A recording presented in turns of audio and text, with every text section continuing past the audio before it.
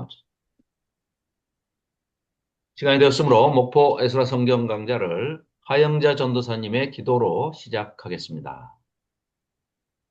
길 대신 예수님의 사랑으로 우리가 이렇게 공간을 초월하여 한 자매요 가족처럼 모일 수 있게 된 것은 예수 그리스도의 크신 사랑으로 말미암아 모이게 되었습니다. 그 큰 사랑에 힘입어 저희들이 오늘 사랑학을 들을 때 가르치신 분과 또한 아버지 그 의도에 맞게 그리스도의 사랑에 그 사랑학을 우리가 듣고 잘 실천하는 내면이 변하는 그리스도인으로서 하나님의 나라의 영광에 빛이 되며 세상에 또한 빛이 되고 우리가 생활 가운데 가진 달란트대로 성품대로 또한 성령의 인도하심을 받아 소금의 역할을 요소 요소에 잘 자신을 녹여서 서로 한 몸으로 이루어가는데 부족함이 없도록 진리의 성령님 사랑학을 통하여 우리가 또 다른 사랑을 넓고 높고 깊게 잘 배워 실천하는 자리가 될 수 있기를 원하오니 진리의 성령님 우리와 함께 동행하여 주시옵소서. 아멘. 감사하며 예수 그리스도의 이름으로 기도드립니다. 아멘. 아멘. 아멘. 네. 감사합니다. 자, 우리끼리만 나눌 수가 없어서 녹화를 해서 이번에 강좌에 참석하셨던 분들한테 사죄의 글과 함께 전부 이메일 동영상으로 보내야 되겠습니다. 오늘 그거 다 받으셨죠? 동영상. 메일 받으셨죠? 오늘 메일 하긴 아까 전까지 했는데 못 받았는데요. 아, 그래요? 다 보냈던데. 동영상하고, 예, 예. 이번에 PPT하고. 참비에서 예, 한 건 다 받았어요. 2033회 거. 그거 받았어요. 받으셨죠? 그거는, 이은영 권사님한테 드릴 거는 내일 오전에 드리겠습니다. 네, 감사합니다. 네, 네. 자, 신학은 사랑하기다. 저자는 노우호 목사님이시기 때문에 노우호 목사님 저자 직강을 들으시려면 유튜브에 들어가셔서 노우호 치시고 그다음에 사랑학 치시면은 동영상이 많이 뜹니다. 그리고 또 책도 신학은 사랑학이다. 두 번에 걸쳐서 개정 증부판까지 해서 이제 내셨는데 어, 지난번에도 말씀드렸지만 노우호 목사님께서는 모티브를 어, 이혼, 부부관계에서 이제 그 사랑의 아주 사랑 이야기를 아주 가슴절절하게 체험하신 바를 말씀하시고 김명주 목사님은 사랑학 강의를 들어보면 PC방에서 이 죽음을 앞두고 있는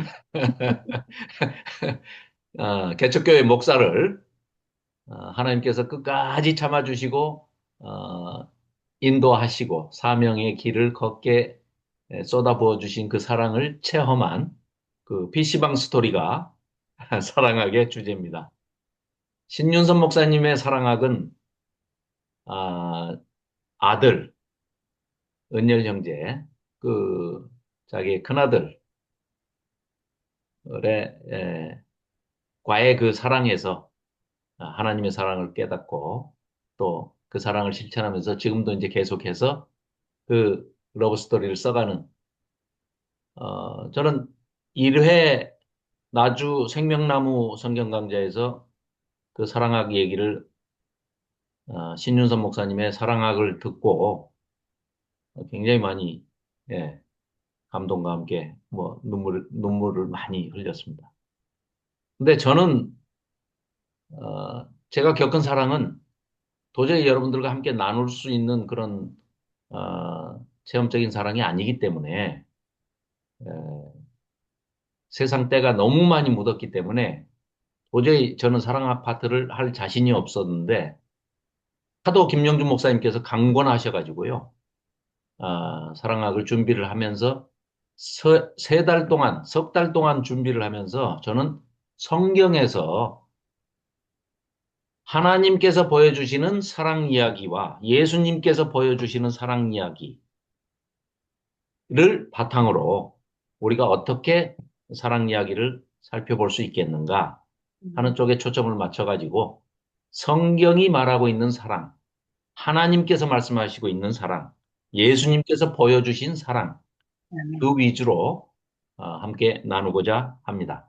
그래서 한마디로 우리가 이제 구약 전체를 이렇게 쭉 살펴보면 그것은 정말 가슴 아픈 천년간의 아주 끙끙 앓으시면서 가슴 절절하게 끝까지 인내하시는 그 하나님의 사랑 이야기가, 러브 스토리가 구약이다. 이렇게 볼 수가 있는데, 인생 자체가, 우리의 인생 자체가 하나님의 사랑을 배워서 또 그 사랑을 체험하고 느끼면서 그 사랑을 우리 자녀들에게 쏟으면서, 이웃에게 쏟으면서 그 사랑을 배워가는 과정이다. 이렇게 말씀드릴 수가 있겠죠. 그래서 성경 전체 이 66권이 하나도 빠짐없이 전체가 다 사랑을 우리에게 가르쳐 주는 또 우리 입장에서는 사랑을 배우는 그 여정이 바로 인생이고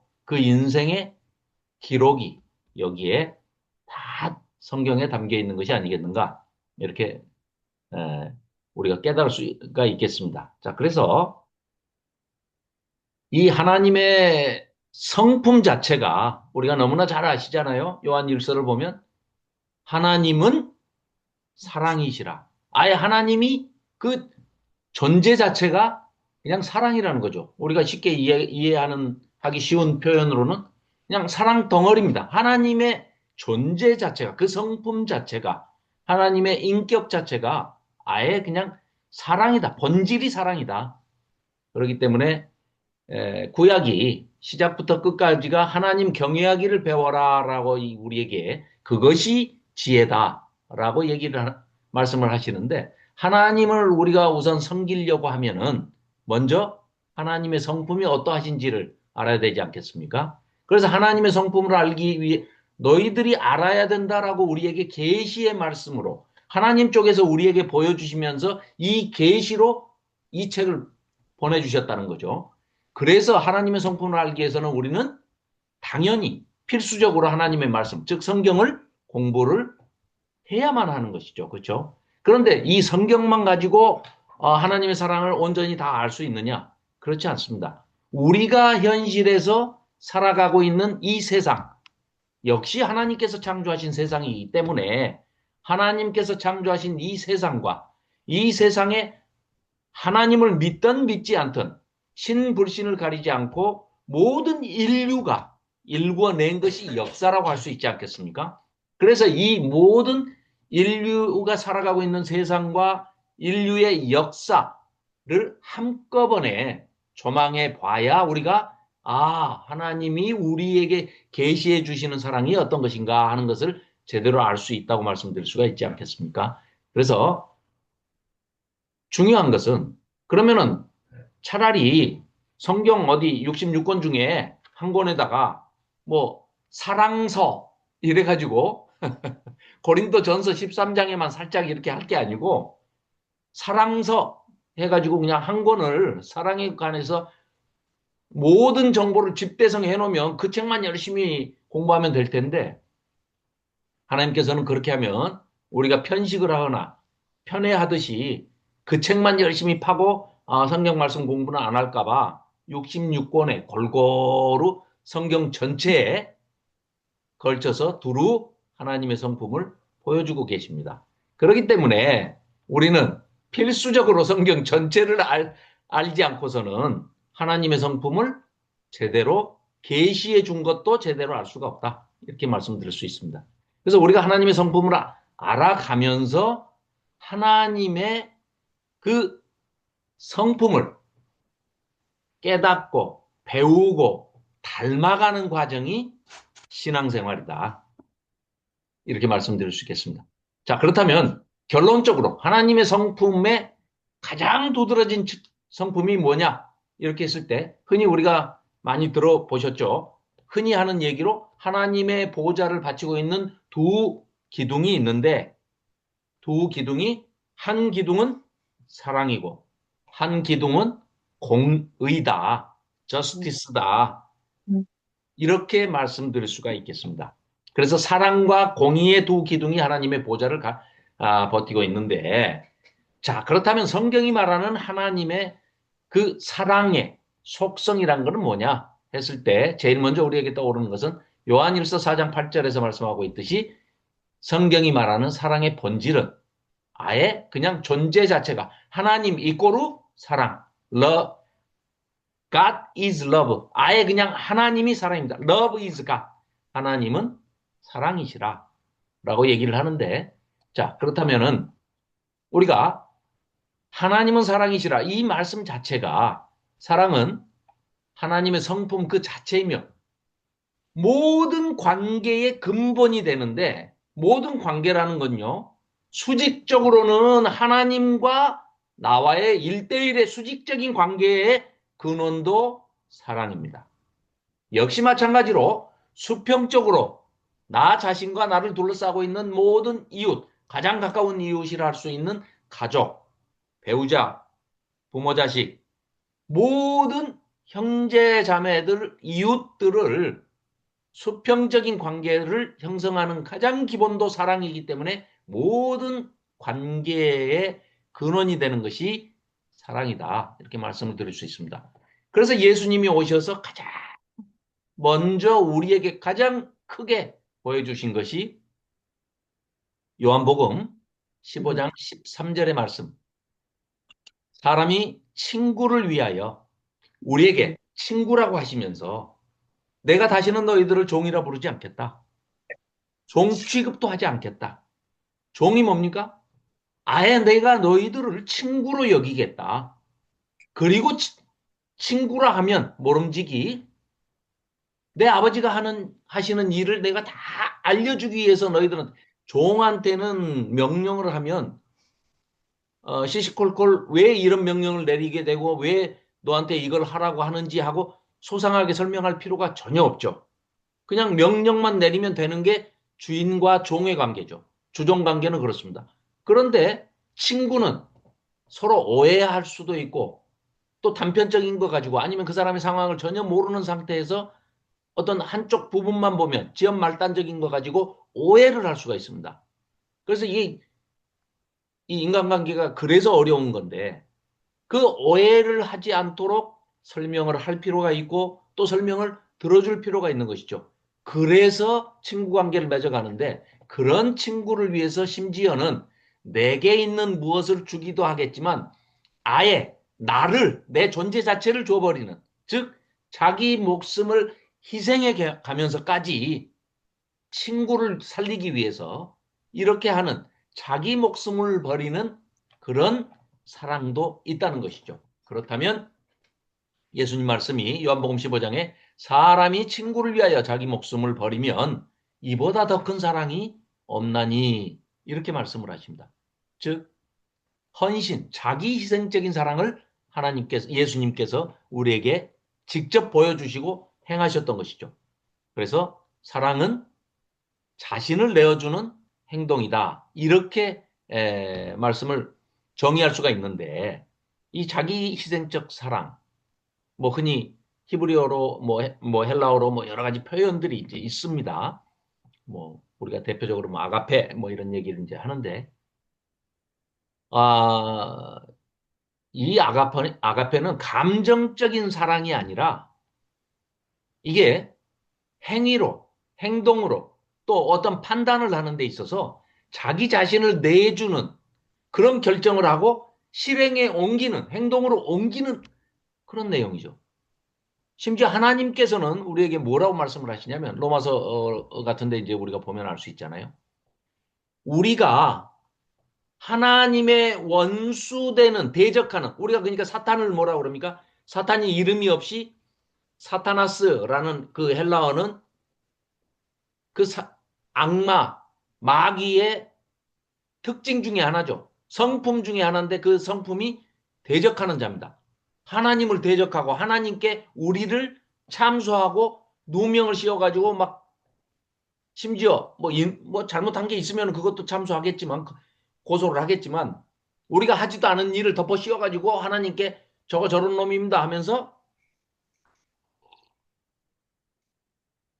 욥기를 보면 욥을 참소할 때 보면 뭐 사탄의 그런 행동들이 많이 드러나지 않습니까? 그러듯이 사탄이 하나님을 우리가 자기 종이라고, 사탄의 종이라고, 아, 조 집사 저거 말이에요. 저 사탄이 내 종입니다. 저거 내가 심부름 시키면 잘해요. 그러니까 하나님 원수입니다. 원수. 이렇게 참소를 할 때도 하나님께서는 기다려 주신 겁니다. 그거 네 생각이고 하나님께서는 나는 저 애가 2005년도쯤 되면은 회개하고 저게 캐나다로 도망와가지고 더 이상 도망갈 데가 없어서 할 수 없이 나한테 와가지고 저거 무릎 꿇고 눈물 콧물 짜면서 아주 시끄럽게 복잡하게 저거 회개할 놈이다 저거. 그러니까 나는 그래 네 말이 사실일 수도 있지. 죄인 되고 사탄의 종노릇을 네 종노릇을 하고 있을지라도 그럴지언정 나는 참고 기다리겠다 하고 우리가 아직 죄인 되었을 때 음, 그때마저도 나를 사랑하고 기다려 주셨다는 것이죠. 음, 그래서 사랑의 대상의 그 가치가 아니라 뭐 내가 뭔가 뭐를 하기 때문에 그러시겠습니까? 뭐가 부족해서 하나님이 뭐가 뭐 부족이 내가 뭘 갖고 가야 뭐 하나님이 채워지는 분이 아니지 않습니까? 그렇기 때문에 하나님께서 그렇게 기다려 주시고 예수님께서 몸소 친히 자기 자신을 몸을 찢어서 십자가에서 찢으셔서 살과 피를 우리에게 주셨듯이 상대가 전혀 받을 자격이 없어 보이는데도 그건 우리 생각일 뿐이지 하나님 생각과 예수님의 마음은 그게 아니기 때문에 자기 자신을 몸을 찢어서라도 피를 흘려서라도 죽어서라도 목숨을 버려서라도 우리를 참아주고 기다려주시는 그런 자기 희생적인 사랑을 보여주셨다. 음, 그리고 방금도 말씀드렸지만 고린도전서 우리가 흔히 사랑장이라고 하는 그 13장의 얘기는 시작이 사랑은 어떤 거냐 하면 하고 사랑의 속성을 시작을 하는데 설명을 하는데 가장 먼저 나오는 게 오래 참고 인내 뭐 어떤 어렵고 힘든 일을 견디는 것도 중요하겠지만 결정적으로 원수편에 가가지고 두 번 다시 볼 수가 없는 지경이라고 절망 아예 그냥 소망을 끊어버리는 그런 행동을 할 때마저도 하나님은 기다려 주신 거죠. 우리를 기다려 주시는. 그러니까 우리 조상들 때 이미 하나님을 완전히 등지고 배역을 떠나서 폐역을 하는 그런 것마저도 참아주셨기 때문에 사실은 우리가 태어나게 되고 태어났음에도 불구하고 우리 자신도 하나님 앞에까지 나아가는데 얼마나 많은 회개의 기회를 주셨는데도 불구하고 우리는 제때 즉각 하나님 앞에 나아가지 못했던 존재들이죠. 그래서 그런 오래 참아주심으로 인해서 우리가 결국은 이 한량없는 구원의 은혜를 입고 그런 사랑을 누리고 살고 있는 것이죠. 또한 사랑은 자비와 긍휼, 자비는 상당히 그 불교적인 용어로 우리가 인식을 하죠. 그런데 자비는 그 헤세드, 룻과 보아스, 룻기를 우리가 읽어봤으니까 너무나 잘 알지만 그 룻이 나오미, 시어머니인 나오미에게 보여주는 그 사랑과 그것도 헤세드의 그런 사랑이고 또한 보아스가 기업물을 자가 돼서 자기 친족의 그 대속해주는 기업을 물러주는 그것도 보아스의 헤세드입니다. 그러니까 룻의 헤세드와 보아스의 헤세드 또 그걸 지켜보시고 보이지 않는 눈에 보이지 않는 그 배후에서 역사하시는 손길 하나님의 헤세드 이 세 가지의 헤세드가 만나니까 거기에서 다윗 가문이 형성이 되고 다윗이 그 자손으로 태어나게 되는 그래서 그 암흑기 종교 암흑기뿐만 아니라 하나님께서 이스라엘에게 기대했던 온통 그 기대를 다 완전히 짓밟아버리고 종교 암흑기로 전락해버린 그 사사기에도 멸망을 시키지 않으시고 끝까지 참아주시면서 자비를 베푸시고 긍휼히 여기시고 헤세드를 베푸시는데 하나님 혼자 하시는 게 아니라 우리 인간의 편에서 룻도 시어머니와 고부간에도 그 헤세드와 그 언약적인 사랑 하나님이 보여주셨던 그 사랑을 실천하고 나서고 보아스도 역시 마찬가지로 그 룻과 나오미를 거두어들이는 그런 친족 간의 사랑도 또 공동체에 쏟아붓는 언약적인 사랑을 그 헤세드의 사랑을 실천하는 그 모습 위에 눈에 보이지 않는 하나님의 헤세드가 얹어져서 거기서 나온 자녀가 바로 다윗이며 그 다윗에게 그 황금 본문이라고 하는 우리가 사무엘에서도 그렇고 역대기에서도 그렇고 그 황금 본문이라고 하는 다윗 언약 네 왕조가 다윗 왕조가 다윗의 후손이 영원히 통치하는 그런 왕조를 내가 이루어 주겠다. 네가 내 집을 지은다니 참 기특하다마는 내가 네 집을 지어줄게. 왕조를 다이내스티를 지어줄게 해서 하나님께서 이렇게 베풀어 주시는 그 자비와 긍휼 헤세드 이걸 시편 기자는 103편에서 여호와는 긍휼이 많으시며 은혜로우시며 하고 하나님의 자비와 긍휼을 찬양하고 찬송하고 찬미하는 그런 모습을 볼 수가 있죠. 또한 사랑의 속성 중에 하나님만이 하실 수 있는 정말 용서는 이 죄라는 거는 어느 누구도 인간은 죄를 용서할 권한이 없지 않습니까? 인간은 내 상대가 나한테 끼친 손해는 내가 이해할 수 있고 양보할 수 있고 뭐 이런 거 하지만 인간이 인간의 죄를 사해 줄 수가 없습니다. 그럴 권리가 없어요. 권한이 없습니다. 오직 인간의 죄를 사해 주실 수 있는 것은 죄 사함을 하실 수 있는 것은 하나님밖에 없습니다. 예수님밖에 없습니다. 성삼위 하나님밖에는 용서를 할 수가 없는데 놀랍게도 그 본질적으로 차원이 다른 용서를 인간의 용서는 용서 축에도 들지가 않는 건데 뭐 이해하는 정도고 좀 양보하는 정도인데 놀랍게도 우리에게 뭐라고 말씀하십니까? 너희가 먼저 용서를 한 것처럼 나도 너희 죄를 용서해 줄게. 네, 심지어는 나아가서 네가 네 그래요. 이웃을 용서했으니까 내가 네 죄 전체 다 용서해 줄게. 네가 네 친구 500원 네 친구가 500원어치 피해 끼친 거 네가 500원 탕감해 줬지. 그러니까 내가 5조 네 죄 5조 탕감해 줄게. 라고 마치 우리 인간이 이 정말 하찮은 우리 인간이 죄를 사할 권세가 아무것도 없는 우리 인간이 너그러운 마음으로 즉 화해의 방편으로 나를 불편하게 하고 나를 손해를 끼쳤던 그것을 내가 조금이라도 덮고 이해하고 받아들이고 내가 용서하겠다. 화해하자. 화목하자.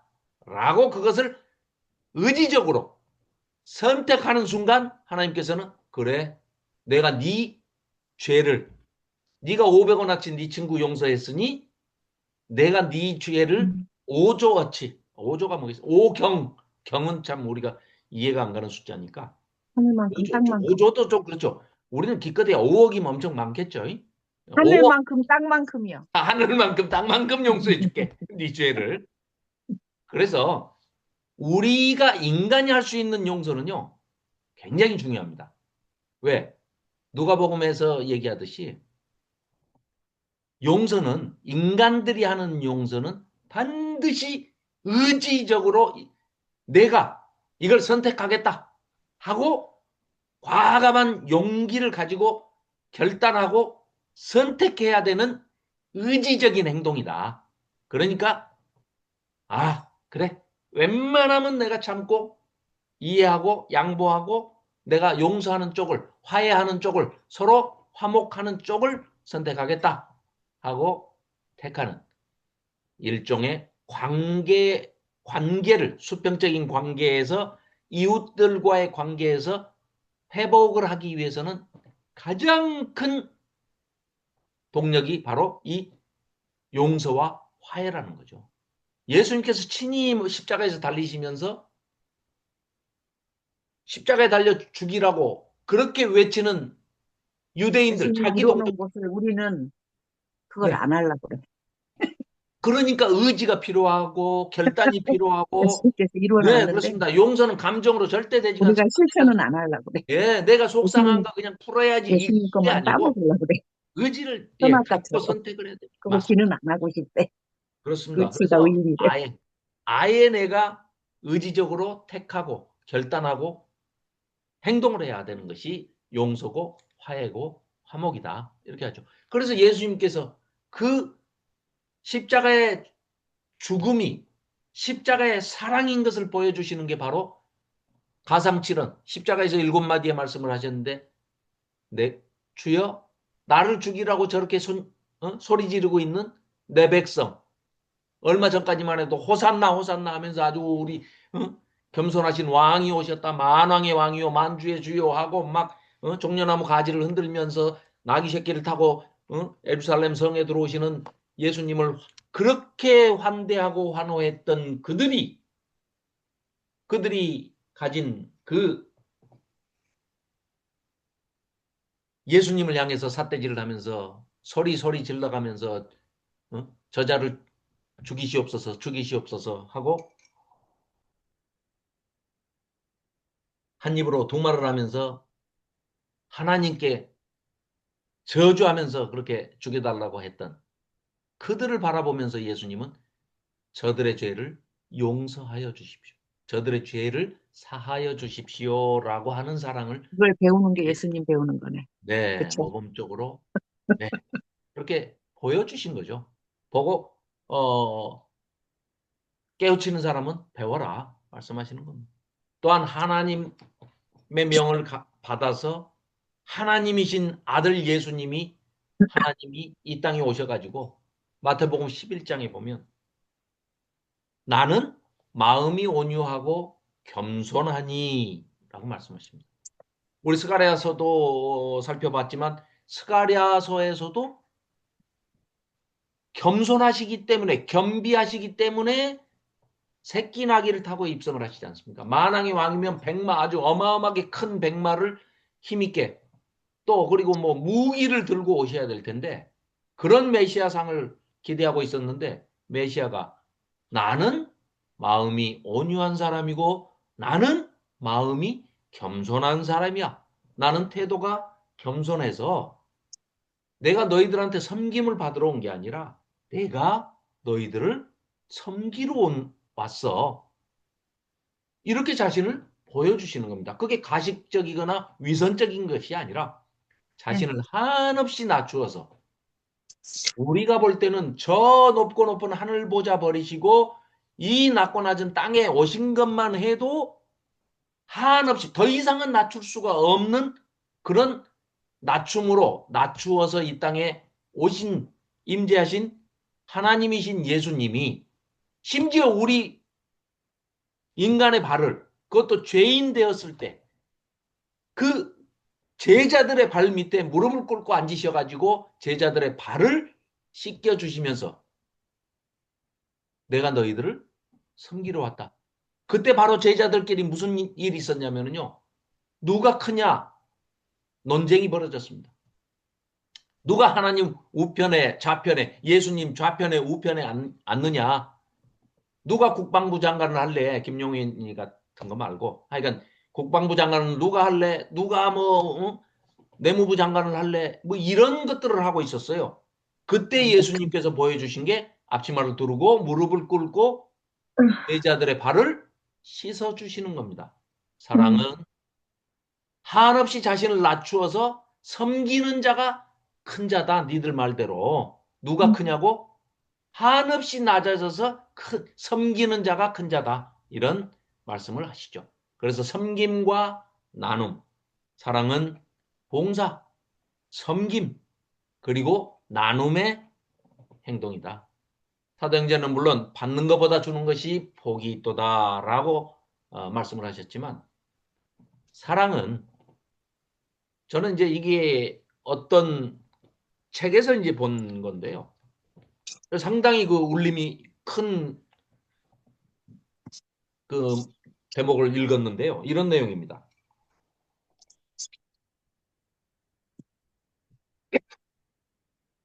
죄송합니다. 이 평생을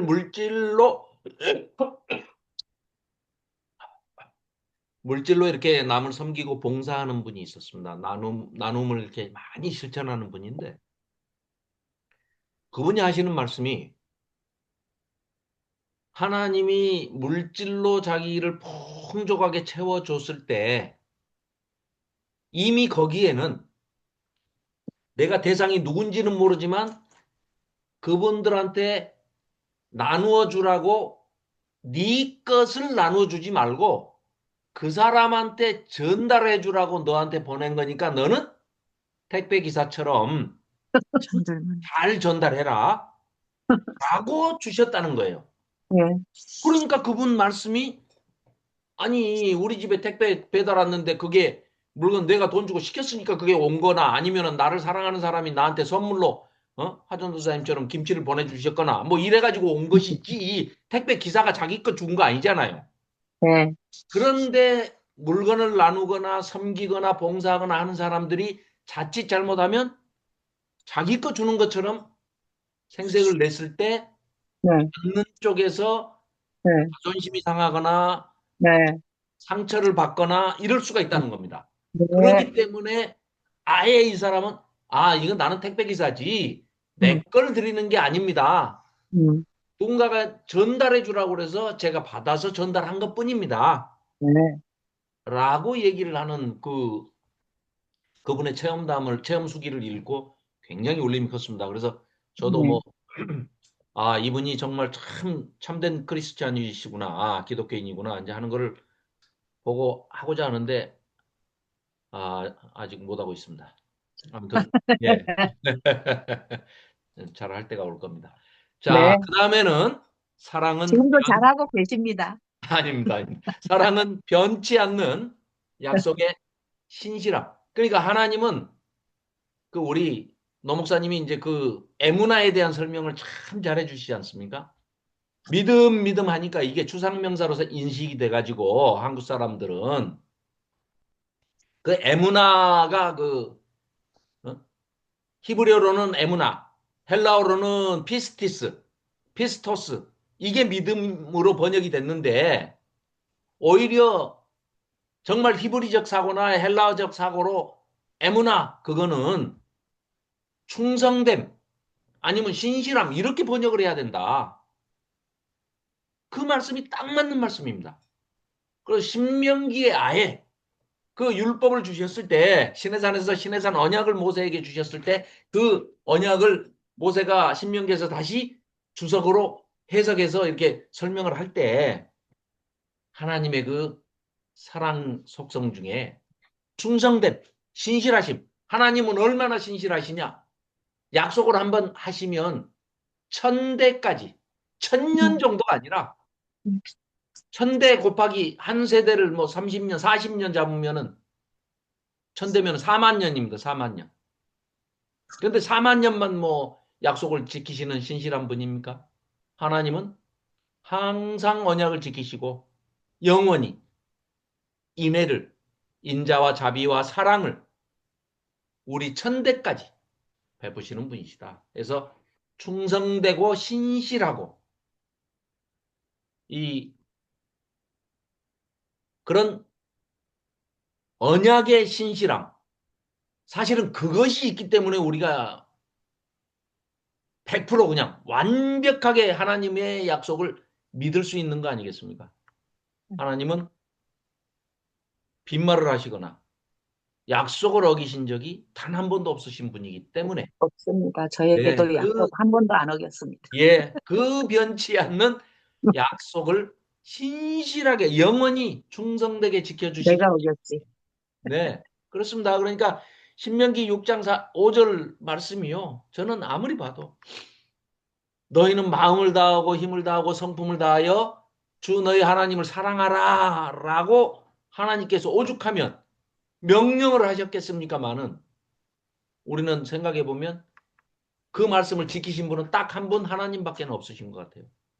하나님만 우리를 마음을 다하고 성품을 다하고 힘을 다해서 사랑하셨지 우리는 하나님을 그렇게, 그렇게 사랑한 적이 없는 것 같아요. 네, 언젠가는 우리가 딱 한 번만 지켜도 그 신명기 6장 5절 말씀을 한 번만 지켜도 아마 우리에게 큰 상을 주시는 분이 아닌가 싶습니다. 네, 맞습니다. 자, 네. 그리고 그 사랑의 속성 중에 연합, 일치, 하나됨. 그래서 하나된 결과가 화평. 한국말이 참 그 표현력이 네, 뛰어난 네, 언어 중에 하나입니다. 우리 영어로는 그냥 피스 하면 끝나는데 우리는 아주 범위가 음, 가까운 데서는 어, 나와 뭐 내 배우자가 사이가 평화가 유지가 되면 그건 화목. 가정에서 가족 구성원들과 가족 공동체가 아니면 교회 공동체가 뭐 말씀 공동체가 서로 화목하고 평화가 잘 유지되면 화평. 그러니까 평안, 평강, 화목, 화평. 그다음에 좀 범위가 아주 커져가지고 뭐 온 인류의 평화 이럴 때는 평화. 이렇게 피스에 대해서 세분해가지고 한 대여섯 가지의 단어가 다 이렇게 표현되는데 다 구분이 될 수 있는 그런 훌륭한 언어입니다.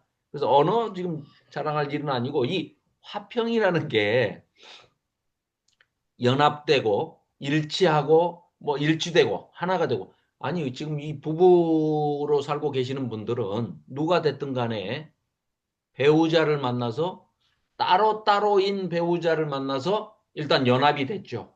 둘이 한 몸을 이룰지니라라는 그 말씀처럼 원래 아담의 갈빗대에서 취해서 하와를 만드신 것처럼 둘로 분리가 잠시 됐는데 결혼이라는 것을 통해서 가정이라는 것을 통해서 공동체가 되면서 둘이 하나를 이루게 되는 거죠. 그래서 사랑은 각자 한 사람씩이었던 그 배우자들이 만나가지고 남녀가 만나서 사랑을 온전하게 일치시켜서 하나가 돼서 한 몸이 된다. 부부가 되는 것이죠. 그래서 아예 그냥 뭐 아침에 만나가지고 밤에까지 있다가 또 잠만 자러 집에 갈 것이 아니라 우리 그냥 아예 하나가 돼가지고 가정을 이루자. 그런데 이제 가정을 너무 오래 이루면 이제 좀 돌아다니고 싶기도 해요. 예. 그래서 이제 조금 자유롭게 돌아다니는 것도 권할 만합니다. 그러니까 성경 강좌에 가셔서 자주 참석하시는 것은 아주 좋은 겁니다. 그 연합을 일치를 화목을 더 돈독히 하기 위해서 그거를 밑거름을 주는 겁니다. 아주 좋습니다. 그래서 사랑은 둘이었던 사람을 하나가 되게 만들기도 하지만 예수님은 우리한테 뭐라고 그러십니까? 아예 그러지 말고 우리 그냥 연합해버리자 연합. 그 연합의 방법이 세례 아니겠습니까? 세례를 네가 받아가지고 아예 물 세례 받았어. 좋아. 오케이. 그러면 내가 성령을 보내가지고 성령 세례. 오케이. 내가 네 안에, 의자를 네가 떠받 내 안에. 내가 네 안에, 네가 내 안에. 아예 그냥 이렇게 하나가 돼버리자. 이게 참된 일치고 연합이고 하나님의 방법이죠. 예수님의 방법으로. 그래서 내가 네 안에, 네가 내 안에. 이 분열은 사탄의 주특기입니다. 자, 하나님의 반대 역할만 하기 때문에 예수님이 오셔서 야, 네가 세례를 통해서 내가 네 안에, 네가 내 안에 아예 그냥 하나가 돼버리자 하시는 게 예수님이 보여주신 사랑이기 때문에 사탄은 반대로 하죠. 어떻게 해서든지 분열시킵니다. 부부간에도 끼어들어가지고 이간질을 하고 공동체에 끼어들어서 이간질을 하고 교회 공동체에 끼어들어서도 이간질을 하고 하나님과 나의 수평적인 수직적인 관계에도 끼어들어 가지고 사탄이 이간질을 합니다.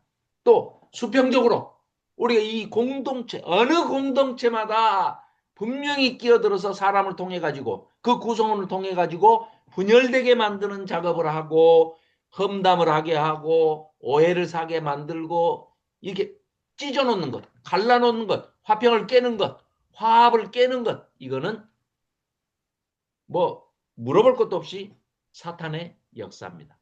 우리가 그거를 딱 눈치채면 그걸 거기에 넘어갈 일이 없죠. 자, 그리고 마지막입니다. 거룩함, 구별됨이죠. 근데 사랑은 그 결과가 기쁨입니다. 방금 조금 전에도 제가 손녀를 보고 왔는데요. 손녀 생일입니다. 1월 23일이. 그래서 그래서 얼른 가서 손녀를 보고 케이크를 불어주고 네 왔는데 이 뭐 여기 계신 분들도 뭐 다 그러시겠지만 자녀들 혹은 손자들 뭐 손녀 이런 얼굴만 떠올리거나 이름만 들어도 그냥 내 마음이 기뻐지고 그 결과죠 결과 사랑의 결실을 드리기 때문에 기쁨이 반드시 동반이 되죠. 그리고 완전함 완전함 자 이게 자 기쁨은 충분히 우리가 이해를 해요. 뭐 그러고 뭐 노래도 있죠. 사랑의 기쁨 프레지트 아모르 그 왜 그런 노래들 세상에 유행하는 모든 유행가는요 90%가 주제가 사랑입니다. 뭐 이별 슬픔 그것도 사랑입니다. 사랑. 그래서 그 사랑을 노래하는 기쁨을 사랑의 기쁨을 노래하는 노래 중에 그 러시아 민요죠. 러시아 민요로 내가 알고 있는데 백만송이의 장미. 야 장미 백송이를 모아놓으니까 다발이 굉장히 크더라고요.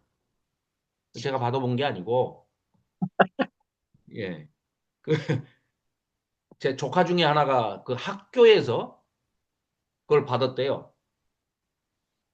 백송이를 장미 백송이를 그 짓궂은 애들이 고등학생들인데 고딩들인데 그걸 고딩 때 그 학교로 일부러 아마 그러니까 짓궂은 놈들이 그 배달 저 장난하려고 골탕 먹이려고 그랬던 것 같아요. 학교로 배달이 왔대요. 근데 백송이가 어마어마하게 크더래요. 그런데 백송이가 아니라 백만송이, 장미 백만송이 받아보셨습니까? 여기 계신 분들은 다 받아보신 분들이죠. 받았죠. 예수님께로, 백만송이만 하나님께로. 받으셨겠습니까? 두 바위 하나님이 받았어요. 철마다 봄에는 봄에 피는 꽃으로 여름에는 여름에 피는 꽃으로 음. 온 들판에 산에 들에 바닷가에 가을은 또 가을에 피는 꽃으로 사시사철 꽃을 우리에게 보내주시죠. 마치 뭐예요? 사랑을 표현하듯이 백송이의 장미도 아니고 백만송이의 장미도 아니고 수억 송이의 꽃을 우리에게 철마다 계절마다 보내주시죠. 그런데 이 완전함은 뭐냐? 기쁨이 충만하면 또 이 사랑의 완전성인 우리가 온전히 하나님을 사랑하고 하나님께 나아가고 하나님이 주시는 화평과 평강과 평화와 기쁨을 누리게 되면 그 완전함은 어떠한 것도 두려움을 다 물리쳐 주십니다. 그래서 순교하는 분들이 전혀 두려움에 떨지 않고 우리 오늘 했던 얘기. 순교를 택하시는 겁니다. 그분들이 뭐 물론 남다른 데가 있기도 하겠지만 그 완전하게 갖추어서 마지막에 순교의 순간에는 그 두려움을 성령 하나님께서 싹 몰아내 주신다고 그래요. 네. 그래서 우리도 뭐 순교의 순간이 닥치면 그때 뭐 어떻게 할 망정 응. 지금 우리는 얼마든지 그런 순간이 오면 나는 순교하겠다. 외상이니까. 아니 지금 순교하는 거 아니잖아요. 그러니까 뭐 저는 뭐 네. 아무튼 2005년도부터 지금까지 한 번도 뭐 20년 넘게 순교 계속 외상이야. 그 순간이 오면 난 무조건 하겠다. 그렇게 큰 소리를 항상 칩니다. 외상으로. 자, 결론입니다.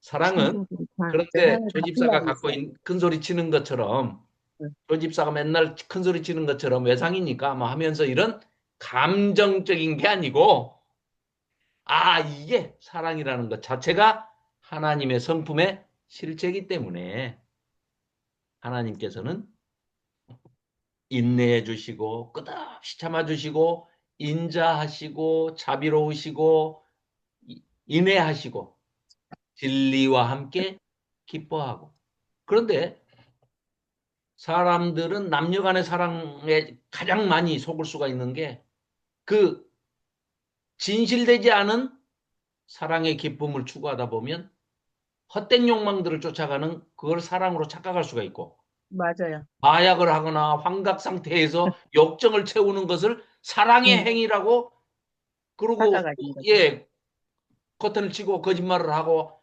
연막을 치면서 할 수가 있는데 반드시 사랑은 하나님의 성품을 닮아 있기 때문에 진리와 공의 옳은 것을 기뻐하고 옳은 것에 충성되고 신실한 사랑이다. 그래서 우리가 흔히 잘 알고 있는 사랑장 고린도전서 13장 13절의 말씀처럼 그런즉 믿음, 소망, 사랑 이 세 가지는 항상 우리에게 있을 것인데 그 중에 제일은 사랑이라. 사랑이 없는 것은 아무것도 아니요. 그 오히려 소음에 불과하다. 꽹과리처럼 울리는 소리, 시끄러운 소리일 뿐이지. 그 중에 제일은 사랑이라. 사랑이 없는 것은 아무것도 아니다. 그래서 서양에서는 서양 철학자들이나 뭐 이런 사람들이 사랑의 어떤 우리가 방금 살펴봤던 이런 사랑의 속성이나 사랑의 성품 이런 쪽에 관심을 갖는 게 아니라 주로 사랑의 대상에 따라서 사랑을 종류를 이렇게 나누죠. 그래가지고 무슨 음, 남녀 간의 사랑은 아가페다. 뭐 음, 친구 간의 우정은 필리아 사랑이다. 뭐 형제 간의 혈육 간의 사랑은 스톨게다. 뭐 하나님의 사랑은 아가페다. 남녀 간의 사랑은 에로스다. 뭐 이러면서 이렇게 구분을 하잖아요. 그런데 그것 가지고 사랑의 속성을 얘기한다는 것은 어불성설입니다. 말도 안 되는 거예요. 그렇게 네 가지 사랑만 있겠습니까? 뭐 사랑이 뭐 대여섯 음. 가지만 있겠습니까? 뭐 1, 20가지만 있겠습니까? 지금까지 성경에서 얘기하고 있는 것을 제가 찾아서 큰 카테고리로 정리한 것만 해도 24가지나 나옵니다. 그렇기 때문에 성경적인 사랑은 그런 사랑의 종류나 대상이 문제가 아니고 하나님의 성품, 하나님의 속성이 어떠하신 것이고 사랑이 어떤 것이다라는 것을 하나님과 예수님께서 친히 우리에게 보여주신 그런 성경적인 사랑, 그 사랑은 항상 관계적이고 언약적이고 윤리적인 개념으로서의 그런 사랑들이다. 그래서 자, 우리가 한번 하나님께서는 우리를 창조하시고 지어 놓으시면서 내가 너희랑 삼위일체의 하나님, 세 분 하나님이 성부 하나님과 성자 예수님과 성령 하나님, 이 세 분의 성삼위 하나님께서 누리시고 있는 이 사랑의 기쁨, 프레지 따모르 하는 이 사랑의 기쁨을 누리고 계시는 그걸 신학적인 용어로는 좀 복잡하지만 페리코레시스적인 사랑이다. 이 세 분의 관계가 그렇다는 거예요. 뭐가 부족해서가 아니라 이분들이 차고 넘치는 그 사랑의 기쁨을 우리 인간을 창조해가지고 너도 여기 들어와서 좀 맛 좀 봐라. 우리 하나님들 사이에서 이루어지는 이 사랑의 관계 속에 내가 너를 초청하마 해가지고 우리를 창조하셨다는 겁니다. 이 음, 은영 이를 그때 그래서 그 사랑의 잔치에 초청하기 위해서 초대를 하셨다는 거예요. 음, 김경희를, 하영자를, 김경숙을, 김현숙을 그 자리에 초청을 하셨다는 겁니다. 그러기 위해서 창조를 하셨다고 그러기 때문에 하나님이 우리한테 궁극적으로 원하시는 것은 사랑의 관계를 원하신다는 거예요. 너도 제발 우리의 사랑을 좀 맛보고 같이 누리자.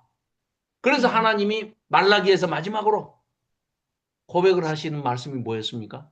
그 되먹지 못하고 이 하나님의 제사 드리는 것조차도, 예배 드리는 것조차도, 뭐가 이렇게 번거롭고 하나님은 우리한테 해준 것도 없으면서, 자기 백성도 못 지키는 양반이 말이야, 우리한테 뭐 맨날 제사 지내라고 그러고 뭐 이런 건 하냐?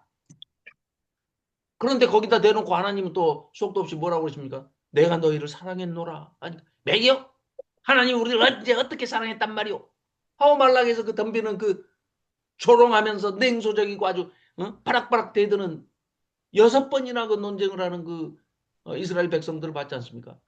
그 말라기를 읽을 때마다 저는 그 손가락을 거기다가 이스라엘 백성들한테 향했다가 남은 손가락이 다 나를 향하고 있는 것을 보고 이건 내 얘기구나. 네, 제 남 얘기입니다. 얘기가 아니라 이건 내 얘기구나. 제 얘기입니다. 이 하나님께서 이 말라기에 등장하는 이스라엘 백성들을 향해서 차라리 그래 좋다. 성전 문을 닫아라. 나도 너희들 제사 받고 싶지 않다. 너희가 예물이라고 가져온 거 이거 인간한테 바쳐도 그 인간도 너희들한테 화를 내겠다. 너희 황제한테 갖고 가봐. 받겠냐? 그런데 너희들이 그걸 나한테 가져오면서 뭐라고 귀찮다고? 그래 그럼 문 닫아. 하고 400년 동안 침묵하십니다. 그런데 우리 살펴봤듯이 요한복음 3장 16절에 내가 어떻게 사랑했냐고? 얼마나 사랑했냐고? 이렇게가 뭐였습니까? 예수님이 오셔서 내가 죽기까지 죽어서 네 죄를 사하고 너를 위해서 내가 네 죄를 대신 갚기 위해서 죽기까지 너를 사랑했다. 그런 예수님이 십자가에서 죽으시고 부활하셔서 나타나셔서 또 이분도 역시 아버지 닮아서 물론 아버지가 하나님이시니까 뭐 아들도 하나님이신 건 뭐 당연한 얘기지만 또 이 예수님도 나타나셔가지고 하시는 말씀이 3번이나 부인하고 도망갔던 그 베드로를 향해서 하나님 아버지가 고백하셨던 말라기에서 고백하셨던 그 말씀처럼 예수님도 오셔가지고 또 속도 없이 그 베드로를 붙들고 물어보십니다. 그것도 3번이나 네가 나를 사랑하느냐. 자신 없는 베드로가 목소리가 점점 기어들어가면서 대답을 잘 못하죠. 성령님도 오셔서 한량없는 사랑을 우리에게 보여주십니다. 요한사도가 이런 모든 것들을 성삼위 하나님의 그 사랑을 살펴보고 내린 결론입니다. 그래서 요한 1서의 4장 8절에 하나님은 사랑 그 본체 자신이다. 사랑 덩어리시다. 그 사랑 덩어리에 성삼위 하나님께서 우리를 거기로 초대하신 거고 사랑을 원하고 계시는구나. 그러니 우리가 하나님의 사랑을 배워서 이 땅에서 사랑을 실천하고 살면서 하나님께로 가는 과정, 그 모든 여정이 인생이고 그 인생은 하나님 배우는 것이 사랑 배우는 것이구나. 라는 것을 깨닫게 되죠.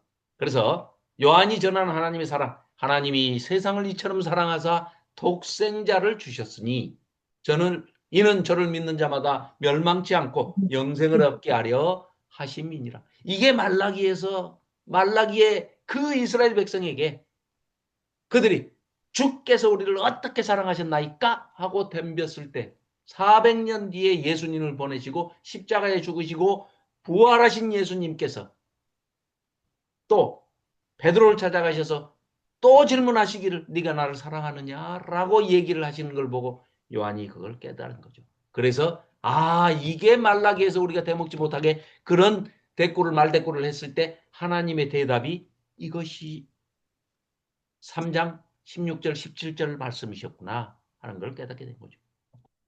이어서 그래서 요한복음에 보면 그래서 요한을 우리가 흔히 사랑의 사도라고 하지 않습니까? 8장입니다.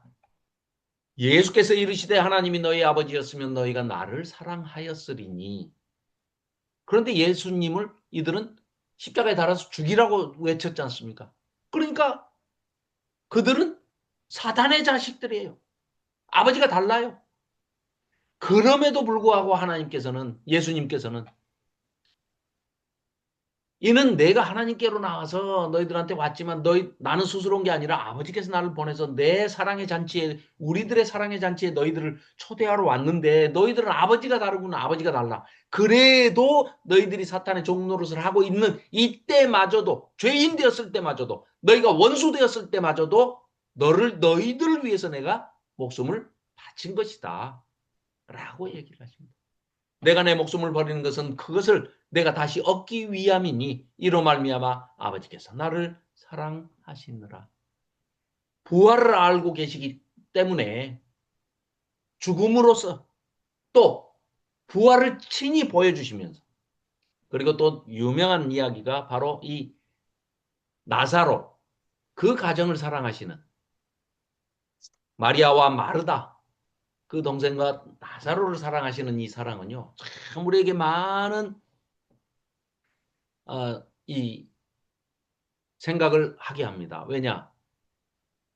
인간들, 물론 많은 인간들에 대해서 민망히 여기시고 불쌍히 여기시고 긍휼히 여기셨다는 것은 뭐 다 알고 있는 내용이지만, 특별히 그 중에서도 하나님이신 예수님이지만 신성을 가지고 계시기도 하지만 똑같이 우리하고 사람의 성정을 또 가지고 계신 분이기 때문에, 뭐 우리도 손가락 크기가 다 다르듯이 길이가 다 다르듯이 우리 뱃속에서 나온 우리 자녀들이지만 또 다 사랑의 크기가 조금씩 다르잖아요. 아픈 손가락도 더 신경이 쓰이는 거고 뭐 다 그러듯이, 어, 예수님도 자기 친구들로 사귀는 이 나사로, 참 다른 가정과는 좀 달리, 아이 생각해 보십시오. 나사로는 친구라고 부르지만은 그 나사로는 한센시병, 문둥병 환자입니다.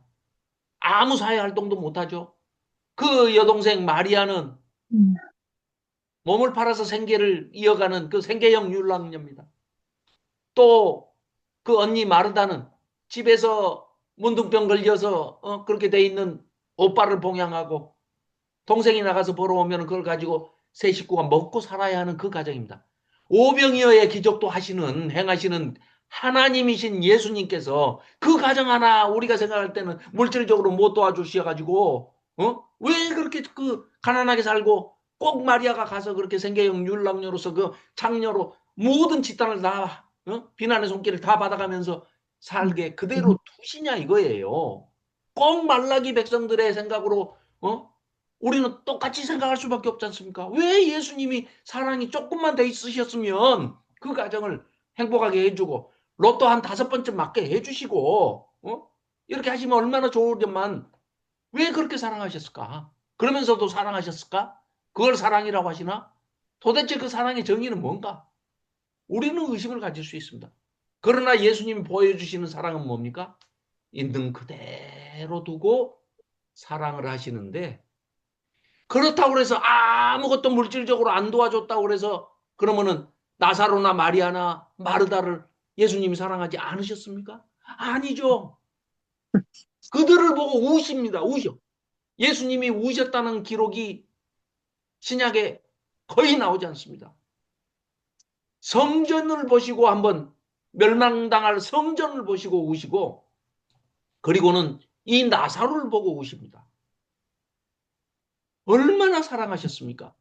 그럼에도 그 사랑이 물질을 기브 앤 테이크하고 물질을 서로 의지하고 물질을 줘야만 사랑이고 주지 않으면 사랑이 아니라는 그런 너희들의 물질의 이 만몬신에 젖어 있는 그런 물질 만능주의의 사랑이 아니라는 걸 우리에게 몸소 보여주시기 위해서 네. 나사로 가정을 이렇게, 그래서 우리가 뭐 많은 사람들이 다 정상적이지 않지 않습니까?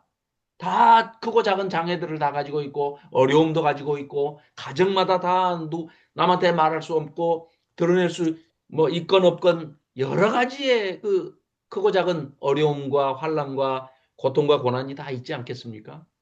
그렇다고 그래서 그런 걸 해결 안 해주신다고 그래서 예수님이 나를 사랑하지 않느냐, 우리 가족을 사랑하지 않느냐? 아닙니다. 아닙니다. 아닙니다. 그걸 아닙니다. 보여주시는 거죠. 네. 그래서 자기 사람들을 사랑하시되 끝까지 사랑하시는 예수님. 아멘. 그 예수님께서 우리에게 이렇게 말씀하시죠. 새 계명을 너희에게 주노니 서로 사랑하라. 네. 내가 너희를 사랑한 것 같이 너희도 서로 사랑해라. 제자들이 묻습니다. 우리가 어떻게 하면 예수님 제자라고 할까요? 명함을 크게 파갖고 다닐까요? 아니면 문신을 새길까요? 뭐 이런 말은 안 했지만 이들이 그런 마음을 가지고 있으니까 예수님께서 뭐라고 그러십니까? 너희가 말이야 그런 거 신경 쓸 거 없다. 내가 너희들한테 보여준 것처럼 어렵기는 하겠지. 내가 너희들을 사랑한 게 어떤 정도냐? 죽기까지. 음. 죽기까지 사랑한 친구를 위해서 자기 목숨을 버리기까지 사랑한 이 사랑을 너희가 서로 사랑하면서 그렇게 살면 모든 세상 사람들이 다 말 안 해도 너희가 명함 돌리지 않아도 문신으로 새기지 않아도 너희가 저들이야말로 예수 믿는 사람들이고 예수님의 백성들이구나 제자들이구나 하고 그냥 알게 된단다. 아멘, 아멘. 라고 네, 말씀을 하고 계시는 거죠. 그래서 너희가 나를 사랑하면 나의 계명을 지키지 않겠냐? 나의 계명을 지키는 자라야 나를 사랑하는 자지. 네. 말로만 나를 사랑한다고 해가지고는 그게 되겠느냐? 네. 나를 사랑하면 내 말을 지키리니 내 아버지께서 그를 사랑하실 것이요. 그러면은 소망이 믿음으로 출발을 해서 우리의 소망은 뭡니까?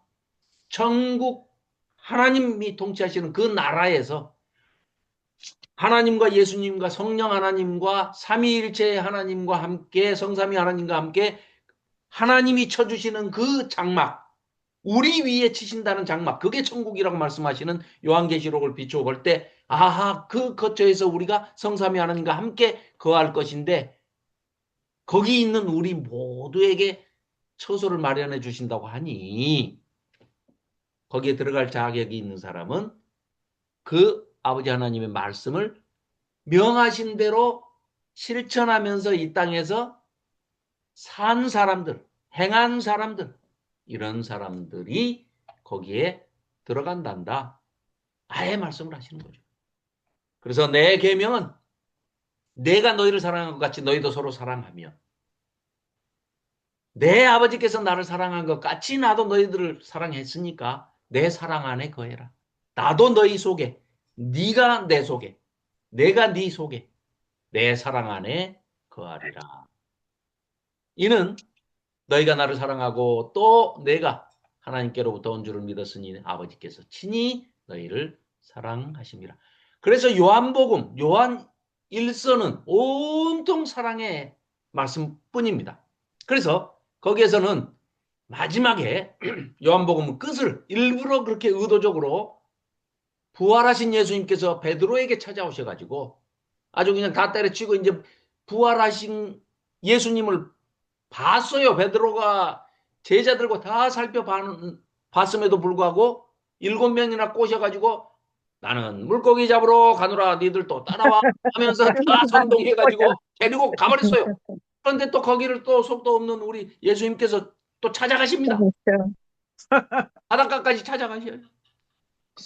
그래가지고 이제 먹을 걸 아침밥을 다 차려놓고 예수님께서 제자들이 밥 먹을 때 옆에서 흐뭇해 하시면서 지켜보십니다. 그러고 밥 먹을 때는 개도 안 건드린다고 야단도 안 치십니다.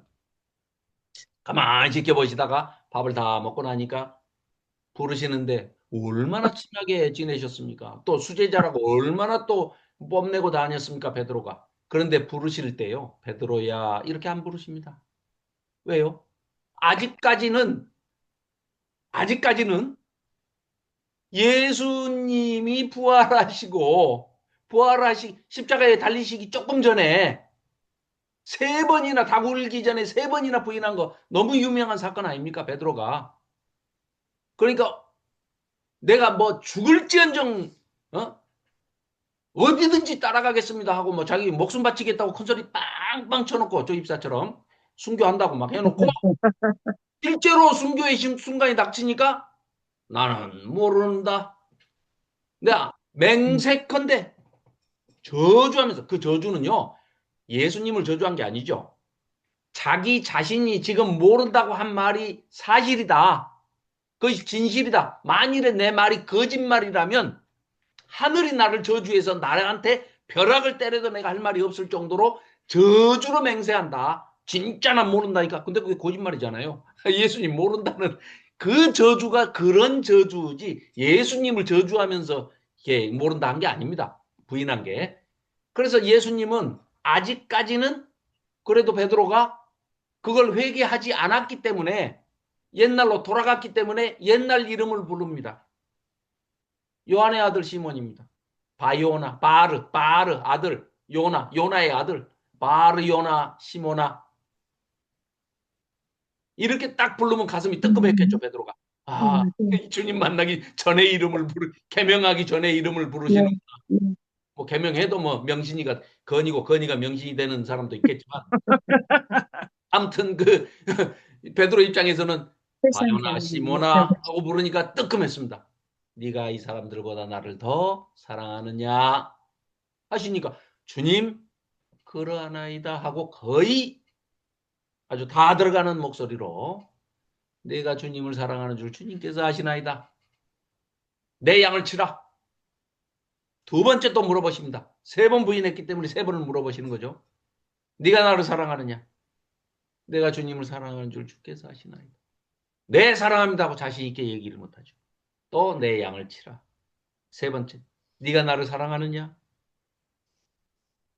베드로가 근심하여 말씀을 아뢰는데 주님께서 모든 것을 아시오니 내가 주님을 사랑하는 줄 주님께서 아시지 않습니까? 거의 기어 들어가는 목소리로 이렇게 얘기를 하시는데 그런 베드로에게 주님은 내 양을 먹이라 사명을 주십니다. 끝까지 믿어주신 것이죠. 그래서 사랑이 없으면 아무것도 아닙니다. 우리의 인생 자체가 이 인생이라는 여정이 하나님의 사랑을 배워서 실천하는 것이기 때문에 이 사랑의 관점으로 성경을 새롭게 본다 하면 하나님의 성품을 닮은 행위가 바로 사랑인데 우리가 쭉 살펴봤습니다만 사랑은 헌신하는 것이다. 사랑은 인내하는 것이다. 사랑은 자비와 긍휼이다. 조건 없이 하나님께서 우리를 품어주셨으며 신실하게 우리를 사랑하신 언약에 근거한 그런 신실하신 분의 사랑이다. 그게 자비와 긍휼이시고 사랑은 용서하는 것. 서로 용서해라. 하나님이 너희를 용서한 것 같이. 또한 사랑은 의와 진리입니다. 그리고 사랑은 겸손과 온유입니다. 그리고 사랑은 섬김과 나눔입니다. 인자가 온 것은 섬김을 받으려 함이 아니라 섬기려 하고 사랑은 봉사의 손과 나눔의 발로 움직입니다.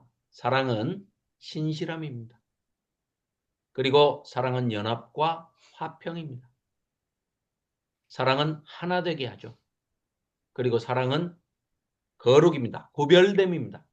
너희가 나를 사랑하면 너희는 내 계명을 지키리라. 그렇다고 해서 사랑이 자유함이 없느냐? 아닙니다. 사랑은 자유하게 합니다. 그러나 방종은 아닙니다. 그러면 사랑의 실천적인 표현이죠. 사랑은 사랑의 정의를 못하지, 사람들이. 네, 그렇습니다. 진리를 모르면 사랑의 정의를 못해. 그렇습니다. 그래서 네. 사랑은 진리 위에 서야 되고 음, 반드시 진실된 공의로운 윤리적인 사랑을 얘기하는 것이죠. 그래야만 거기에서 기쁨의 결실로 자녀가 탄생을 하고 손자가 탄생을 하고 또 자녀 손손 이어지는 것이죠. 그래서 사랑의 기쁨이죠. 그래서 사랑은 억압이 아닌 생명과 기쁨을 낳는 것이다. 그리고 사랑은 완전합니다. 사랑이 완전하면 하나님의 성품을 담는 것이라고 할 수 있죠.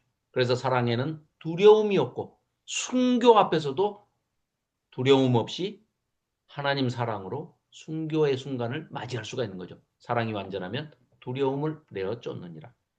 자, 사랑은 이렇게 제가 칸이 부족해서 24개만 이렇게 이 카테고리를 썼는데요.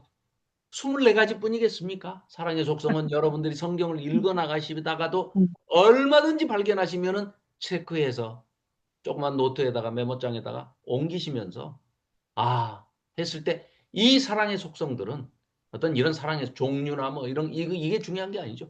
이거는 하나님께서 이스라엘 백성 그리고 교회를 향해서 천년의 사랑, 지금 우리에게까지는 예수님 오셔서 2000년의 시간이 흘렀지 않습니까? 그리고 성령님을 보내주셔가지고 성령 하나님과 2000년을 지금 동고동락을 하면서 이 3000년이 넘는 이 사랑, 아담 때로부터 한다면 6000년이 넘는 이 사랑 끝에 하신 말씀이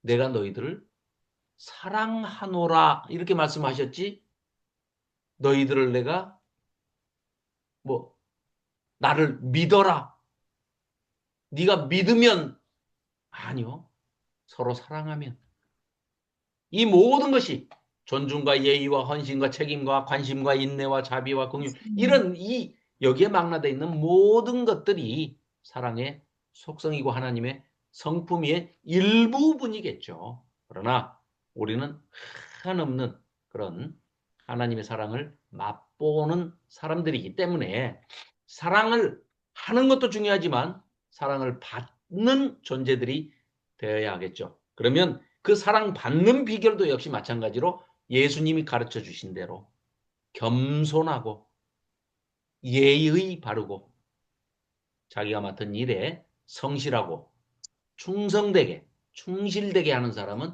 반드시 사랑을 받게 되어 있다. 이렇게 성경은 얘기하고 있습니다. 예수님은 사랑이시라. 역시 마찬가지죠.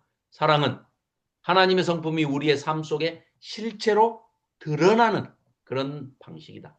사랑을 배워서 하나님을 만나고 예수님을 만나고 사랑을 배워서 성령 하나님을 만나는 자, 이 고린도전서 13장입니다. 맨 마지막에 그런즉 이 모든 것들이 사랑의 속성들이 사랑은 오래 참고 쭉 설명을 하는데 이것 가지고도 충분히 부족하지가 않아요. 그래서 믿음과 소망, 사랑이 항상 있을 것인데 그 중에 제일은 사랑이다. 사랑이 온전히 모든 하나님의 그 속성을 우리에게 다 보여주시는 것이다. 역시 갈라디아서 5장에 성령의 열매는 해가지고 뭐 우리 많이 외우잖아요. 9가지 사희와 오자양 충온절 해가지고 뭐 9가지 다 외우셨잖아요. 근데 이게요. 사랑의 열매가 9가지다. 아닙니다. 사랑의 열매는 여기 헬라어 원어를 보면은요. 사랑의 열매는 한 가지입니다. 한 가지. 사랑. 그런데 그 사랑이 뭐냐 하면 그 사랑 속에는 희락, 기쁨도 들었고 화평도 들었고 오래 참음도 들었고 자비도 들어있고 양선도 들어있고 충성도 들어있고 온유도 들어있고 절제도 들어있는데 이런 뜻입니다. 네. 예, 그래서 종류를 지금 막 나열하는 게 아니라 오직 성령의 열매는 사랑이야. 그런데 그 네. 사랑이 뭐냐 하면 하고 이렇게 설명을 하다가 조집사 24개로 해봤지만 그것만 있는 줄 아냐? 뭐 다 그런 얘기들입니다. 지금 이게. 네. 네, 그래서 그리스도 예수의 사람들은 육체와 함께 그 정욕과 탐심을 십자가에 못 박았느니라 하면서 쭉 갈라디아서 5장 22절부터 쭉 읽어보시면 이것 자체가 우리에게 사랑의 속성을 설명해 주고 있는 그런 대목입니다. 자, 그래서 시간이 많이 됐네요. 이 사랑의 출발은 욕심으로 시작하지 않잖아요. 그렇습니다. 네. 사랑은 우리가 이제 우리도 다 사랑에 빠져가지고 뭐 중매로 결혼한 분도 있겠지만 뭐 음, 연애 결혼을 하신 분들은 다 체험을 이미 하시고 음, 가정 공동체를 이루신 거죠. 배우자를 만날 때 뭐 얼마나 그 음. 사랑의 감정들이 애틋하고 뭐 금방 헤어져도 또 보고 싶고 얼마나 뭐 아주 그러니까 뭐 이제 따로 떨어져 살 수가 없으니까 같이 사는 거 아닙니까? 뭐든지 욕심이 있으면 만족이 없으니까. 예, 근데 왜 오래 살면 또 좀 그래요? 예, 이상해. 아무튼 사람들은. 김경희 집사가 옆에서 뭐라 그러는데요. 네. 회개하고. 자, 그래서 오늘은 이제 빨리 끝내기 위해서 여기서 이제 뭐 다 했습니다. 다 말씀드렸던 내용이고요.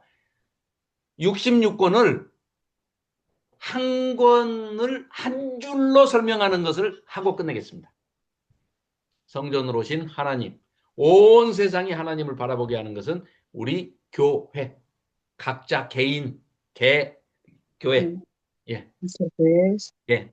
조홍영 교회, 김경희 교회, 조호영 교회, 김경숙 교회, 뭐 하영자 교회, 우리 개인이 다 교회죠.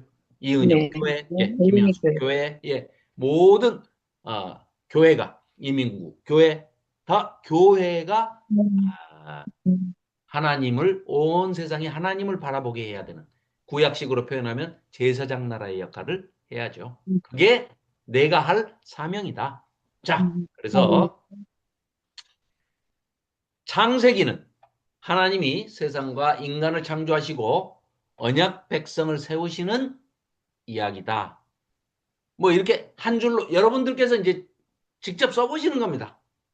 음, 많은 학자들이 뭐 여러 가지로 뭐 저 이렇게 음, 써보고 정의하시겠지만 뭐 그런 문장들을 인용해서라도 또 학자들이 이 써놓은 것을 보면 좀 더 우리보다는 좀 높은 안목으로 썼겠죠. 그런데 또 거기에 또 첨삭을 하시더라도 조금씩 이렇게 써보시면 하나의 스토리텔링으로 66권이 읽어진다는 거죠. 그러니까 자, 창세기는 사랑하시고 싶어서 언약 백성을 세우시는 이야기입니다.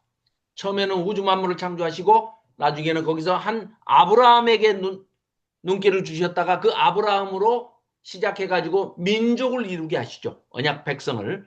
그리고 출애굽은 그 언약 백성이 하나님이 이스라엘을 구원해서 이 언약 백성을 인도해내서 언약 공동체로 세우시죠. 그래가지고 출애굽 시켜가지고 구원하셔서 시내산 밑에 데려다 놓고 모세를 불러 올려서 시내산 꼭대기에서 시내산 언약을 주시죠. 십계명을 법문으로 하는 대표로 하는 레위기라는 언약법을 주시죠.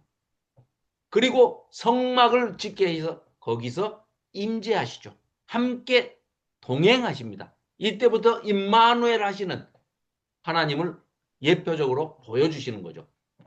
레위기는 거룩하신 하나님과 함께 살기 위해서 제사하는 방법.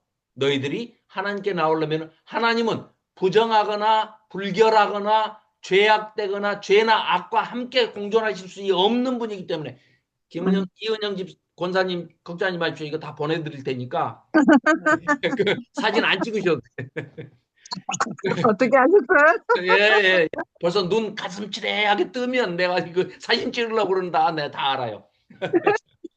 자, 그래서 이 거룩하신 하나님과 함께 살기 위해서는 음, 너희들이 구별돼야 된다. 정결해야 된다. 그래서 성결 규례, 제사 규례, 거룩한 백성의 삶을 규정해 주시는 거죠.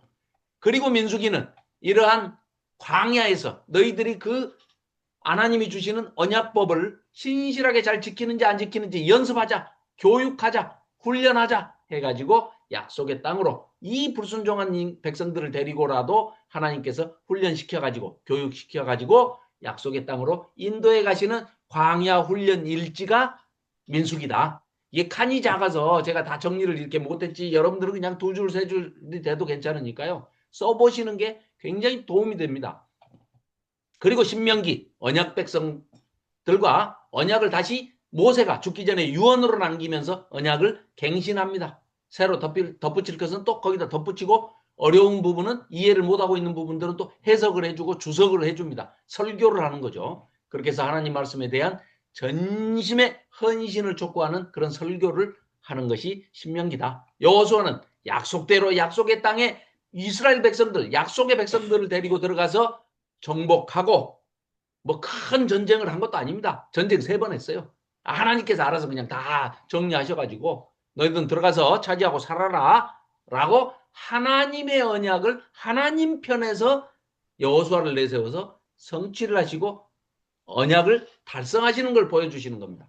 그리고 사사기는 타락과 징계, 구원 이 악순환이 좀 살만하면 또 타락하고 또 타락하면 하나님께서 때리고 때리면 아프다고 또 죽는다고 울고불고 하면 또 살려주시고 하는 이 악순환 구조 속에서 점점 나락으로 떨어져 가면서 타락을 합니다.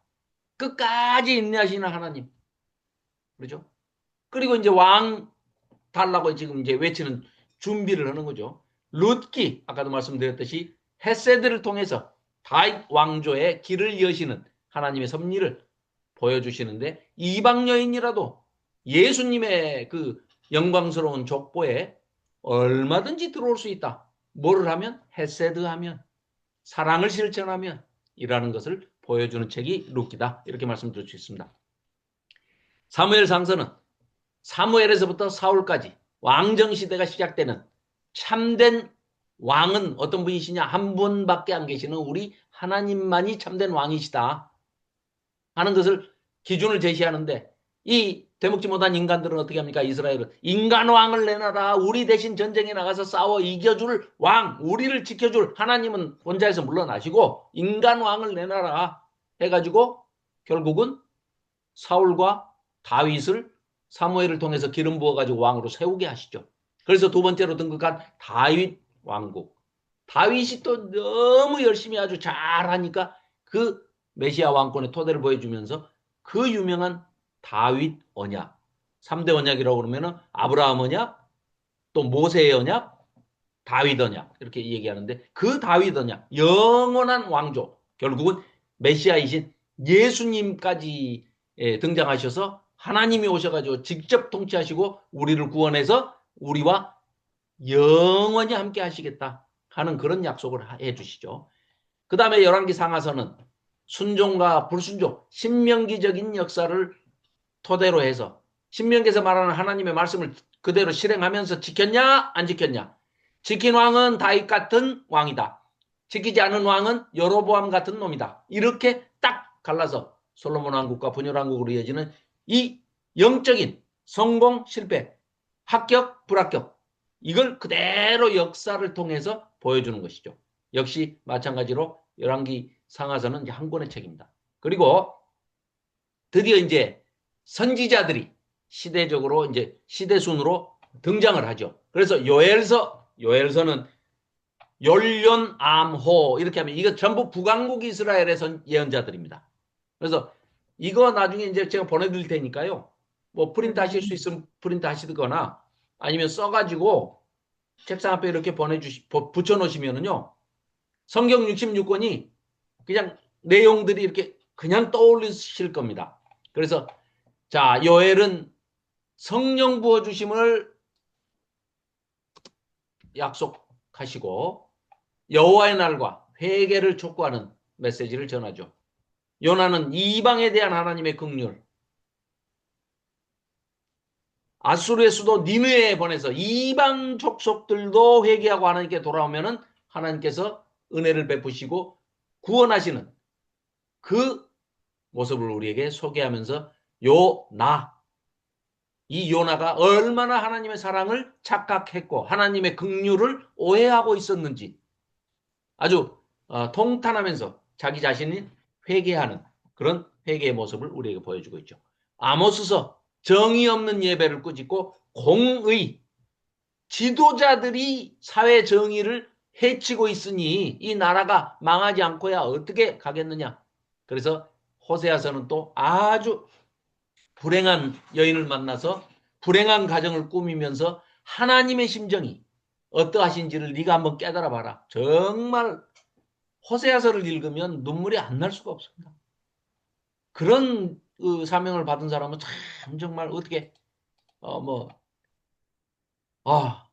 호세아 뭐 예레미야만 불쌍한 게 아닙니다. 호세아 언약적 사랑의 본질이 무엇인지를 자기 인생을 바쳐가면서까지 이 배신하는 하나님을 배신한 이스라엘 백성들, 그들을 향한 하나님의 사랑이 얼마나 지고지순하고 얼마나 자기 자식을 끔찍하게 생각하시는 그런 슬픈 사랑, 결코 이루어지지 못하고 아직까지는 결국은 북왕국 이스라엘이 멸망해버리고 마는 마지막 예언자로, 북이스라엘의 마지막 예언자로 호세아가 등장하는 호세아서.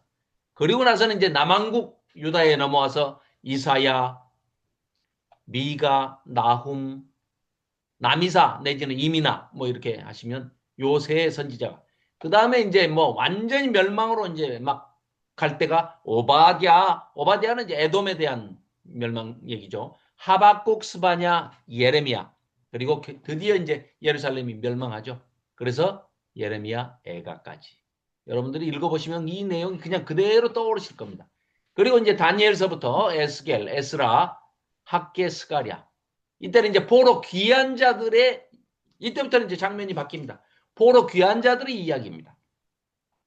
포로지에서, 고레스 칙령을 통해서 포로지에서 이제 다 풀려나서 돌아옵니다. 그때 고레스 칙령에 놀랍게도 하나님이 말씀하신 내용이 그대로 거기 고레스의 입을 통해서 뭐라고 우리에게 들려주고 있습니까? 너희는 가서 하나님의 백성, 너희 하나님 아버지, 유일하신 하나님 아버지의 집을, 성전을 건축해라 라고 명령을 해서 하나님의 백성은 다 돌아가라. 그렇지만 1차 때는 일부만 돌아오죠. 그 1차 귀환자 스룹바벨과 여호수아, 대제사장 여호수아와 총독 스룹바벨을 인도자로 해서 1차 포로 귀환을 합니다. 그 내용이 에스라서에 전부터 기록이 돼 있죠. 1차, 2차, 3차 귀환이 에스라 느헤미야서에 그대로 100년간의 기록이 다 기록돼 있죠. 그 성전을 이제 와서 짓다가 수도패 버리니까 그때 학개 스가랴가 나타나가지고 성전 재건을 촉구하죠. 그리고 또 스가랴를 통해서 8가지 환상을 보여주면서 회복과 메시아 왕국이 도래할 것을 종말론적 소망을 우리에게 보여주고 있죠. 그리고 이제 돌아오지 않은 미귀한 자들이 페르시아 땅에 남아있다가 멸절당할 위기에 처하는데 그것이 바로 에스더서가. 그래서 언약 백성은 끝까지 하나님께서 책임지고 지켜주신다 하는 것을 보여주는 책이 에스더서죠. 그리고 역대상하, 역대기는 다윗 중심의 역사를 기록하면서 두 가지의 이 초점을 두고 있죠. 성전과 성전 예배, 공동체의 말씀, 율법 회복 운동을 일으키게 되는 거죠. 회개와 회복. 자, 이렇게 해서 지혜문서 우리가 너무나 잘 알죠. 욥시, 잠전하, 욥기, 시편, 잠언, 전도서, 아가서. 이 내용들은 그때 포로기에서 포로 잡혀가 가지고 성경 두루마리를 다시 편집하고 정리하고 학사 에스라를 중심으로 해가지고 많은 학자들이 정리를 하게 됩니다. 그래서 이 포로기가 굉장히 많은 이스라엘 백성에게는 깨우침의 시간이었고 회복의 시간이었고 준비의 시간이었다. 그리고 지혜 문서들이 정리가 되는 시간이었다. 이렇게 할 수가 있습니다.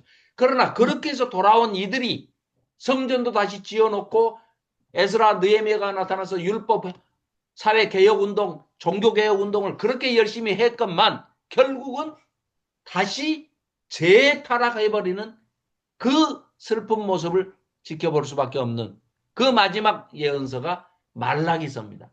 언약에 신실하신 하나님과 언약에 신실하지 못한 이스라엘. 형식적인 신앙을 꾸짖고 앞으로 내가 엘리야를 선지자를 내가 보내겠다 하고 약속을 하시죠. 그렇게 하고 구약의 막이 내리고 성전 문을 닫고 말죠. 그래서 나타난 선지자가 바로 세례 요한이죠. 그러니까 세례 요한은 신약 성경에 나타나지만 실은 구약에 예고된 선지자죠. 그러니까 구약의 마지막 선지자는 말라기가 아니라 바로 세례 요한이다. 이렇게 말씀드릴 수가 있죠. 자, 그리고 신약으로 들어가서 복음서부터 쭉 나오는데 신약 한 줄로 정리가 되어 있지만 이건 읽어보시면 전부 아주 충분히 27권의 책을 제가 뭐죠? 이거 저기 PPT 4장에 정리를 해놨거든요. 여러분들도 이렇게 한 줄로 정리를 해보시면 복음서 4권과 역사서라고 하는 사도행전 그리고 이제 바울의 편지가 13권이 있죠. 그래서 이제 기록된 순서대로 제가 정리를 해놨습니다. 그리고 그 다음에는 일반 서신, 바울이 쓰지 않은 이제 일반 서신이죠. 바울의 편지를 제외한 하나님의 사람들의 일반 서신, 편지 해서 히브리서부터 쭉 요한계시록까지 정리가 되어 있는데, 자, 마지막에 우리 요한계시록에서는 걱정하지 마라. 이미 하나님께서 다 이겨놓으셨다. 너희들이 지금 순교의 위기에까지 처해서 이 박해에 처해 있지만 박해에서도 두려워하지 말고 승리하시는 어린 양, 일찍 죽임당한 어린 양 예수님이 이미 다 이겨놓으셨어. 그래서 저 사탄의 세력과 마귀, 땅에서 올라온 짐승, 물에서 올라온 바다에서 올라온 저 짐승들을 다 최종적으로 다 심판을 하셨다. 고난 속에서도 심판, 그들을 다 최종적으로 심판하고 자기 백성을 단 한 사람도 빠짐없이 다 인쳐서 저 붉은 유리바다 건너편으로 천국으로 새 하늘과 새 땅으로 새 예루살렘 성으로 인도하시는 하나님을 보게 될 것이다. 고난 속에 교회의 소망을 비춰주는 빵빠레로 마지막 나팔 요한계시록에서 울려 퍼질 때까지의 이 쭉 신약의 여정들이 이 66권이 PPT 8장으로 제가 정리를 해놨으니까요. 이건 보내드릴 테니까 전부 이걸 참고로 해서 보시기 바랍니다. 아이고 죄송합니다. 이거 1시간 반을 조금 넘겼네요. 자, 이렇게 해서 마지막으로 하나님은 사랑이심이라. 요한일서 4장 8절의 말씀을 끝으로 자, 수고 많으셨습니다. 김현숙 권사님의 기도로 오늘 이 성경 강좌를 모두 마치도록 하겠습니다. 마이크 켜시고 예.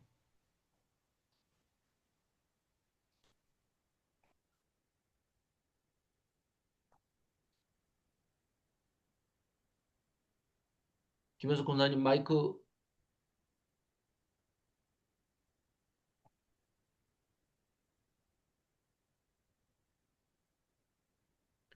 어? 마이크가 안 켜지나요? 김현숙 권사님 마이크 안 켜져요?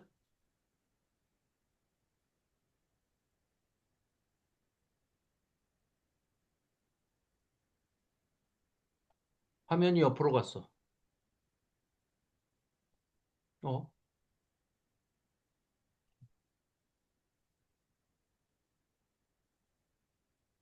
권사님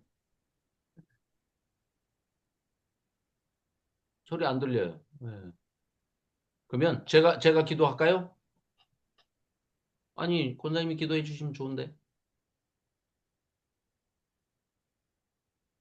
그냥 옆으로 해요, 옆으로.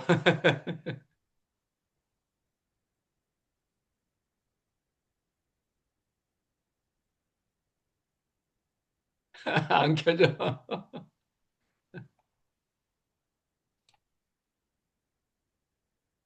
이상하네. 왜 안 켜질까? 예, 그러니까요. 아니, 방금, 하여튼,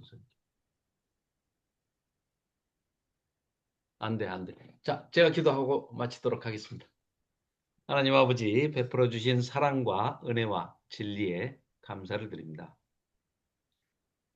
아버지 하나님의 진리의 말씀, 그리고 그 사랑의 말씀을 우리에게 조금이라도 더 가까이 오게 하시기 위해서 아버지 하나님께서 베풀어 주신 그 한량없는 사랑을 오늘 우리에게 그 속살까지를 맛볼 수 있도록 문을 열어주시고 말씀을 들려주시니 감사를 드립니다.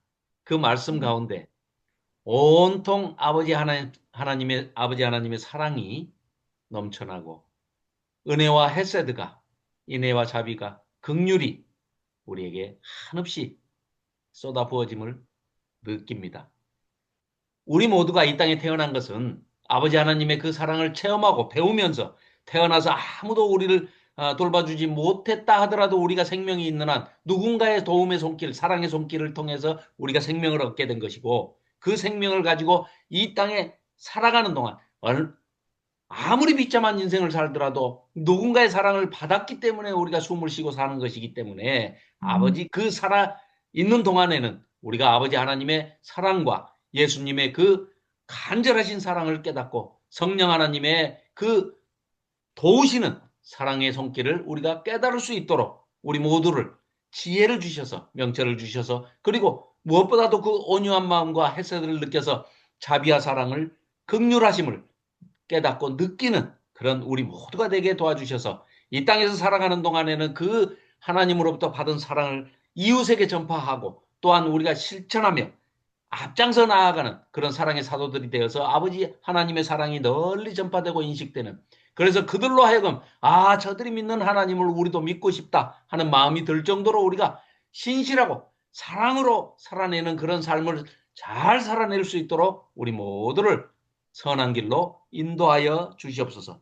무엇보다 아멘. 겸비하고 낮은 자세로 겸손하고 또한 아버지 하나님 앞에서 늘 충성되고 신실함으로써 그와 같이 또 이웃들에게도 우리의 신실함을 드러내서 보여주고 서로 사랑하고 아버지 하나님이 우리를 용서하신 것처럼 우리도 화해하고 화목하고 화평하여서 누구든지 마음속에 우리가 사랑으로 품어낼 수 있도록 우리의 의지와 각오와 결단을 할 수 있도록 도와주시옵소서. 늘 사랑을 받으면서도 그 사랑을 깨닫지 못하는 순간이 가끔씩 있습니다. 그럴 때마다 우리를 다잡아 주시고 일깨워 주시고 우리가 성령님의 도우심으로 그 사랑을 다시 한번 깨닫고 느낄 수 있도록 우리 모두를 감사의 사랑 속에 풍덩 빠질 수 있도록 도와주시옵소서. 감사드리며 예수 그리스도의 이름으로 기도하옵나이다. 아멘. 아멘. 감사합니다.